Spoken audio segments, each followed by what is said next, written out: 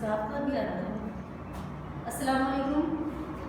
जमात दहम मुताला पाकिस्तान तारीखी पाकिस्तान आपका बाप नंबर 6 का उन्वान है।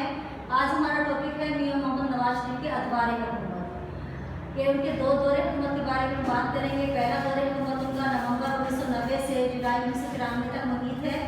उस दौर के जो अहम वाक़यात हैं वो ये हैं। नवाज शरीफ ने अपने पहले दौरे हुकूमत में ज़राई पॉलिसी का जो है वो ऐलान किया 1991 में 1991 में, ताकि किसानों की हालत को बेहतर किया जा सके। इसके लिए 10 करोड़ रुपये मुख्तस किए गए, यानी कि 10 करोड़ रुपये इस पॉलिसी में लगाए गए। दूसरा अहम वाक़या है नजकारी कमीशन का क़याम। 1991 में हुकूमत ने नजकारी कमीशन के क़याम का ऐलान किया, जिससे सरकारी बैंकों और मालियाती इदारों पर इस्लाहात की गई और प्राइवेट शोबे में बैंक कायम करने की हौसला अफजाई की गई। इससे कौमी खजाने पर मुस्बत असरात मुरतब हुए। तीसरा पॉइंट है सूबों के दरमियान पानी की तकसीम का मुआहदा।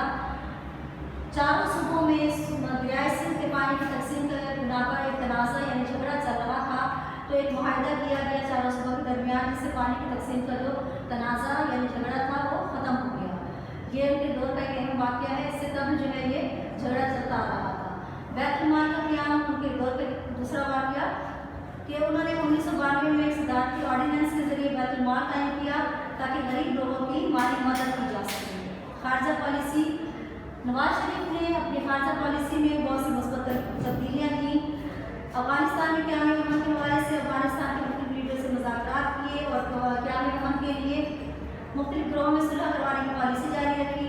मसला कश्मीर के हाल के लिए भारत को बाज़ाब्ता दावत दी गई, लेकिन ये मुज़ाकरात जो है वो कामयाब ना हुए। 1992 में भारत में इंतहा पसंदों ने बाबरी मस्जिद को मुनहदम किया। मुनहदम कर देना यानी ढा देना, गिरा देना। जब मुनहदम किया गया तो पाकिस्तान की कौमी असम्बली ने करारदाद मज़म्मत पास की। हुकूमत पाकिस्तान ने अमरीका और दुनिया के दूसरे ममालिक के साथ भी अच्छे ताल्लुकात कायम करने की कोशिश की। अमरीका ने इराक़ पर हमला किया तो पाकिस्तान ने मुहतात पॉलिसी इख्तियार की। गोया के मियां मोहम्मद नवाज शरीफ ने खारजा पॉलिसी के तहत पाकिस्तान को पूरी दुनिया में जो है वो पुरअमन मुल्क के तौर पर मुतारिफ करवाया। अवामी मनसूबे, नवाज शरीफ हुकूमत ने अवामी फलाह बहबूद के लिए तामीर वतन प्रोग्राम, खुदकार बस scheme, motor project, yellow cab scheme जैसे अवामी मनसूबे जो है वो शुरू किए, जो कि काफ़ी कामयाब हुए। इन तमाम अहम बातों के बावजूद नवाज शरीफ हुकूमत को 58(2)B आइन नशीद के तहत सदर गुलाम इसहाक खान ने अप्रैल 1993 में बरतरफ कर दिया। इनकी हुकूमत तकरीबन 2.5 साल चली थी। इस दौरान बहुत से उनके इख्तलाफात हुए और आखिरकार जुलाई 1993 को मियां मोहम्मद नवाज शरीफ ने इस्तीफ़ा दे दिया था और उसके बाद सदर गुलाम इसहाक खान भी सदारत से मुस्तफ़ी हो गए थे। मुईन कुरैशी निजाम वज़ीर आज़म बने और नए इंतख़ाबात का ऐलान कर दिया गया। मियां मोहम्मद नवाज शरीफ का जो दूसरा दौरे हुकूमत है वो फरवरी 1997 का अक्टूबर 1999 तक मुद्दत है। इस दौर के अहम वाक़यात जो हैं वो ये हैं कि अभी उनकी मियां नवाज शरीफ की हुकूमत को कायम हुए 1 महीना हुआ था कि चीफ जस्टिस सज्जाद अली शाह, जो कि सुप्रीम कोर्ट के चीफ जस्टिस थे, उनके साथ उनके इख्तलाफात शुरू हो गए और ये इख्तलाफात जो है वो इससे झगड़ा जो है वो काफ़ी अर्सा रहा, कई माह पर मुनीत रहा। फौज की मुदाखलत से चीफ जस्टिस सज्जाद अली शाह को अपने मनसब से अपने जो उनका अहदा था उससे मुस्तफ़ी होना पड़ा। जब उन्होंने इस्तीफ़ा दिया तो सदर पाकिस्तान फारूक अहमद खान वानी ने भी इस्तीफ़ा दे दिया।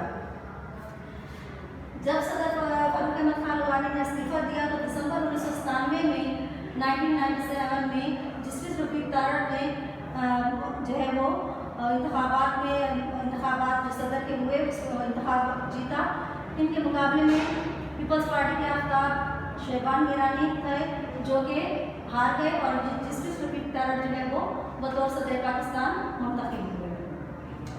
दूसरे दौरे हुकूमत में मियां नवाज शरीफ ने कर्ज उतारा मुल्क सवार मुहिम शुरू की, क्योंकि पाकिस्तान की इक़्तिसादी सूरत हाल बेहतर ना थी और हुकूमत को बजट के लिए IMF से कर्जा लेना पड़ता था। इसलिए मियां नवाज शरीफ ने इस दौर में कर्ज उतारा मुल्क सवार मुहिम शुरू की और अपनी तकरीर में कहा कि गैर मुल्की कर्ज उतारने के लिए कर्ज हसना दिया जाए। इस अपील पर इस आवाम ने बहुत लबैक कहा और भारी लोगों को खजाने में जमा करवाई और इससे मुल्की मईशत में बेहतरी आई। मियां नवाज शरीफ के दूसरे दौरे हुकूमत में गैर मुमालिक मुकीम पाकिस्तान دیا گیا، جس سے غیر ملکی پاکستانیوں کو پاکستان کے معاملات میں دلچسپی پیدا ہوئی۔ انہوں نے فلور کراسنگ پر پابندی لگائی۔ آئین کی 14ویں ترمیم کے ذریعے ارکان اسمبلی کے پارٹی کے جو ارکان تھے ان کو اپنی پارٹی تبدیل کرنے پر پابندی لگا دی گئی اور ان کو پابند کیا گیا کہ صرف اپنے ہی لیڈر کو اعتماد کا ووٹ دے سکتے ہیں، اگر وہ نافرمانی کریں گے تو انہیں پارٹی سے خارج کر دیا جائے گا۔ 1988 میں نواز شریف نے مردم شماری کروائی، جس کے تحت ملک کی آبادی تقریباً 13 کروڑ افراد سے زائد تھی۔ انہوں نے نئی تعلیم پالیسی کا اعلان کیا۔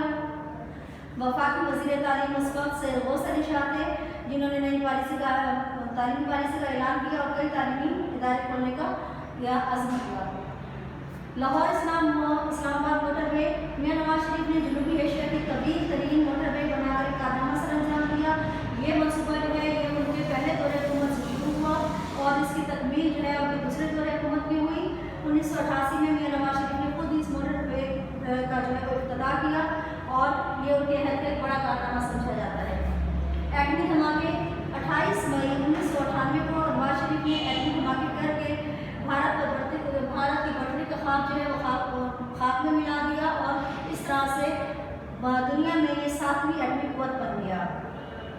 اعلان لاہور، 1999 بھارتی وزیر اعظم اٹل بہاری واجپئی بس کے ذریعے خیر سگالی کا پیغام لے کر لاہور آئے اور واگا بارڈر پر نواز شریف نے ان کا استقبال کیا۔ دونوں لیڈروں نے آپس کے تعلقات معمول پر لانے کے لیے کئی اقدامات کا اعلان کیا اور مشترکہ اعلامیے پر دستخط کیے، جسے اعلان لاہور کا نام دیا گیا۔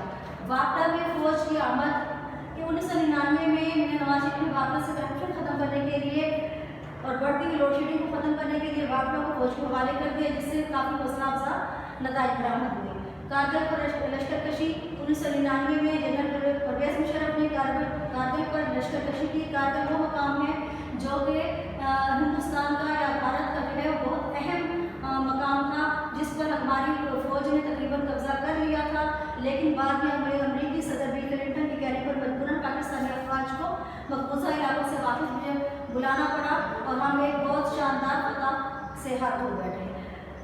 نواز شریف کی حکومت کا خاتمہ، 12 اکتوبر 1999 کو جنرل پرویز مشرف نے وزیر اعظم کی نواز شریف کی جمہوری حکومت کا تختہ الٹ کر ملک پر قبضہ کر لیا اور 13 اقوام کیس میں خصوصی عدالت نے بھی نواز شریف کو کسی پبلک عہدے کے لیے نااہلی، جرمانے اور قید کی سزا سنائی۔ سعودی حکومت کی مداخلت پر انہیں جلا وطن کر کے سعودی عرب بھیج دیا گیا اور اس طرح سے ان کے دوسرے جو دور حکومت ہے اس کا بھی خاتمہ ہوا۔